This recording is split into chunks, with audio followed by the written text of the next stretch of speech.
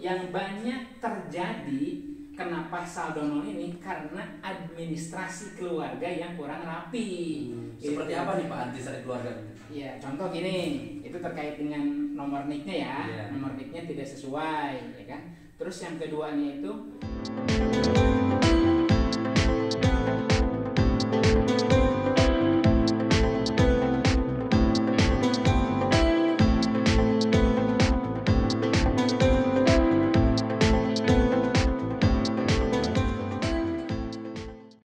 Warahmatullahi wabarakatuh.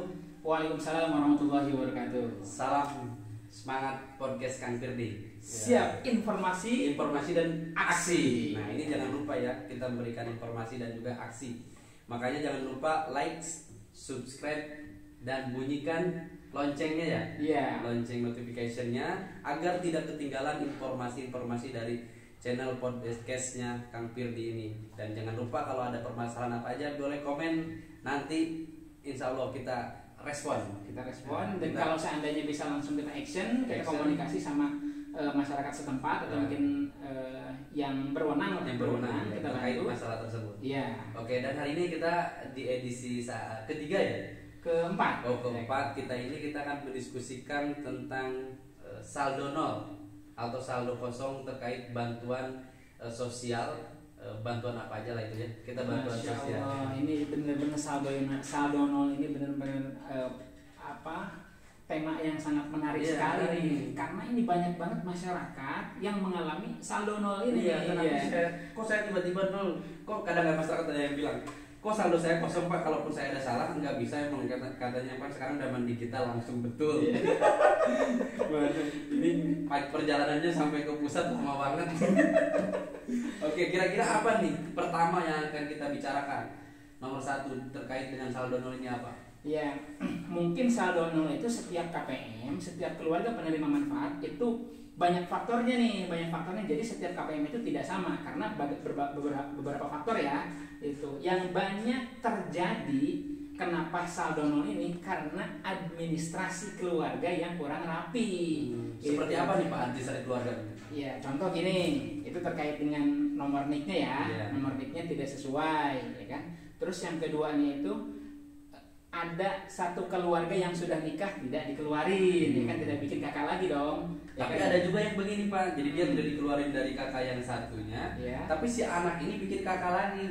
Nah itu dia, akhirnya jadi double data ini. Ya, nah makanya itu harus ada. Makanya ketika si anaknya ngecek bantuan, saya udah dapat bantuan PKH Pak, kok yang online saya dapat bantuan PKH. Siapa dulu? Lihat dulu dong orang tua ibu dapat nggak bantuan PKH. Nah itu dia. Jangan main cek asal cek aja. Nah itu dia, itu terkait dengan administrasinya itu. Jadi bukan hanya KPM atas nama pengurusnya saja, itu atas ibunya, yang dibenar ibunya aja, atau mungkin anggota keluarga ART-nya ya, anggota rumah tangganya itu yang ada komponennya saja, termasuk bapaknya juga, administrasi bapaknya ini harus benar juga, karena ini kan bantuan keluarga. Jadi harus semuanya ya, harus bukan semuanya. yang dapat komponennya aja kan? Bukan, harus semuanya, administrasinya lengkap dalam satu kakak, seperti itu. Nah jadi administrasi keluarga itu yang paling utama. Dari nomor kakaknya harus benar. Kadang-kadang kan nomor kakak yang udah lama banget Pak itu dimasukin, dia tidak up to date gitu kan ya? Atau dia tidak melakukan rekaman gitu ya? Bisa aja. Rekaman elektroniknya, ya. Jadi administrasi keluarganya itu yang pertama ya harus rapi ya. Terus yang kedua, kenapa saldo nol? Ini terkait dengan pemutahiran. Nah kebetulan nih sekarang nih kita lagi pemutahiran. Jangan sampai ketinggalan informasi. Jangan sampai pokoknya telat itu. Sampai tanggal 26. Jadi ketinggalan nanti ketinggalan informasi, udah selesai pemutahiran baru lapor. Udah. Ini bukan salah kita jadinya. Bukan salah kita. Bukan salah para petugas. Bukan salah kita. Ini bukan salah para petugas. Nah itu jadi pas pemutahiran itu harus lengkap juga. Contoh gini, balita umurnya berapa, vaskesnya di mana, itu yang harus lengkap. Jangan sampai balita aja umurnya kagak dicantumin, terus vaskesnya di mana, ya kan? Apalagi tidak dimasukkan vaskesnya itu bisa saldo nol. Bisa saldo nol gitu. Atau mungkin sekolah SMK aja. SMK atau SMA aja kan, sekolahnya nggak tahu di mana, ya kelasnya kelas berapa, itu bisa saldono juga gitu kan. Jadi memberikan informasi itu ketika ibu-ibu semua nih gitu kan, atau mungkin bapak-bapak semua yang mendapatkan menjadi KPM, jadi peserta keluarga penerima manfaat ini, baik itu dari BPNT ya kan, atau mungkin PKH, atau mungkin yang PPKM ya, ya banyak, itu harus lengkap ngasihnya itu. Nah itu yang kedua, itu pemutakhiran Pak. Ya. Terus yang ketiganya itu, kalau ada saldo nol, kenapa sih saya saldo nol? Bisa jadi data ganda gitu. Data ganda itu dari mana? Bisa dari NIK-nya itu. Nah, ada dimiliki orang lain ya? Dimiliki ya. Jadi satu NIK dimiliki oleh dua orang atau mungkin lebih. Nah ini juga bisa menjadi saldo nol. Caranya kayak gimana? Konfirmasi ke pejabat setempat, baik itu ke RT, RW, ke kelurahan. Bagaimana caranya supaya kita memiliki satu NIK saja, dan jangan lupa diurus sendiri agar tahu juga prosesnya seperti apa. Jangan misalnya kita nerima tahu-tahu udah jadi dan akhirnya salah, akhirnya saldo nol lagi. Setidaknya kalau kita yang check and recheck kan detail ke lapangan langsung, kita yang ngurus sendiri kan kita lebih tahu daripada orang yang kita suruh misalnya. Jadi kalau kita juga mau ke lapangan nih, ada yang mau bantuin demo itu dari tim kita, dari tim LKSK ya, Lembaga Kajian Sosial dan Kemasyarakatan, itu harus bersama KPM-nya, harus bersama KPM-nya, jangan sampai ngasih data aja kan, habis itu ditinggal, nggak bisa kayak gitu. Atau kita bisa juga kita itu sekedar misalnya memberikan bagaimana sih lajunya atau alurnya kemana mereka harus kemana sih ketika misalnya nama saya salah di KK, di KTP misalnya, atau di bantuan KKS-nya. Iya. Nah terus yang selanjutnya, kenapa ini saldo nol ya? Kenapa saldo nol? Tadi datanya itu satu NIK dimiliki oleh dua orang atau lebih. Nah terus yang selanjutnya terkait dengan saldo nol itu double KKS ya. Double KKS kartunya dua. Iya, kartunya dua itu kartunya. Jadi tapi sebetulnya ini bukan salah masyarakat ya. Bukan salah masyarakat sebenarnya ini. Ini salah masa lalu. Jadi perubahan sistem itu ya. Iya, perubahan sistem.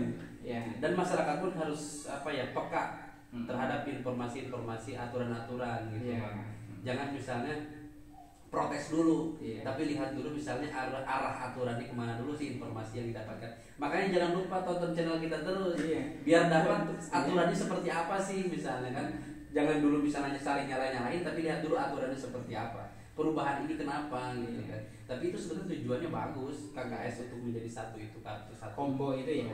Combo. Tapi mungkin jangan sampai mengorbankan saya dong Pak. Jadi saya nggak dapat bantuan. Tapi uangnya masih tetap dapat. Nah terus yang selanjutnya ini kenapa saldo nol ya? Karena perubahan kartu Pak, gitu. Kan tadi sudah menjadi satu pembahasan kita juga, ada kartu yang rusak ya Pak ya, atau mungkin kartu yang hilang. Nah saldo nolnya itu bisa jadi itu karena penggantian kartu akhirnya berproses agak lama gitu Pak, gitu tuh. Baik itu di uangnya, mungkin kalau uang cepat ya Pak ya, cepat ya. Kalau ada juga sebetulnya yang lama, makanya harus hati-hati deh. Nyimpen kartu itu jangan sembarangan. Jadi jangan nyimpen amplop itu sampai tinggal sebelah doang. Udah rusak amplop, gak diganti amplop berapa, 500 kali Pak. Iya. Tapi ada juga kasus si kartunya itu termakan sama tikus. Tikus ada. Itu habis itu bener. Ada juga yang kayak gitu ya. Tikus tahu ini kartu berharga ya. Ya, jadi intinya masih sebenarnya kalau mau saldonya itu terisi terus kita harus tertib administrasi saja, terus mengikuti apa yang menjadi arahan dari Kementerian Sosial melalui pendamping-pendamping yang ada di kelurahan. Petugas-petugasnya ya. Ya, petugas-petugas yang ada di kelurahan masing-masing, gitu. Iya. Nah terkait dengan kartu nih Pak, gitu tuh. Kartu rame banget. Iya, ya, pengalaman Bapak nih kan, Bapak banyak. Apa coba? Yang melaporkan kartu saya hilang. Nah kalau misalnya saya ingin tegaskan nih misalnya kepada masyarakat yang menerima bantuan, ketika misalnya kartu hilang, itu jangan kayak punya pikiran cepet pengen kartu baru gitu. Oh iya.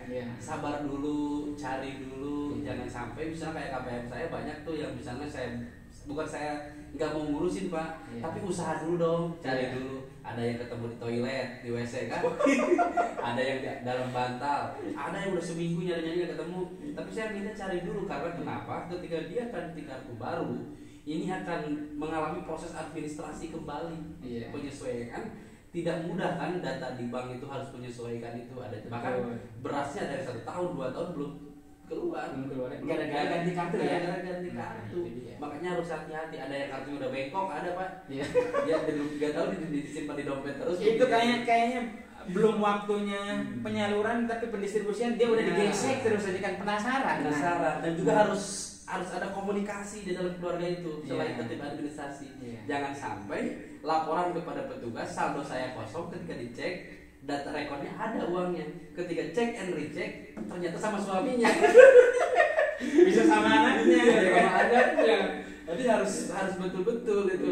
Jangan sampai ngurus panjang-panjang, udah ke bank ngantri, tahu-taunya ada, diambilnya itu sama salah satu keluarganya. Jangan, harus ada komunikasi terbangun dengan baik. Juga misalnya jangan menyalahkan kartu ini Pak, di lapangan ini otomatis akan diputus ketika misalnya si KKS itu dia disekretenir Pak, bisa. Dititipin ya. Iya, dititipin rentenir. Yang mungkin kalau seandainya kita ngobrol banyak ini kalau dilanjutkan itu panjang banget ya gitu. Oke, terima kasih. Wassalamualaikum warahmatullahi wabarakatuh. Waalaikumsalam. Salam informasi dan aksi. Salam sehat selalu.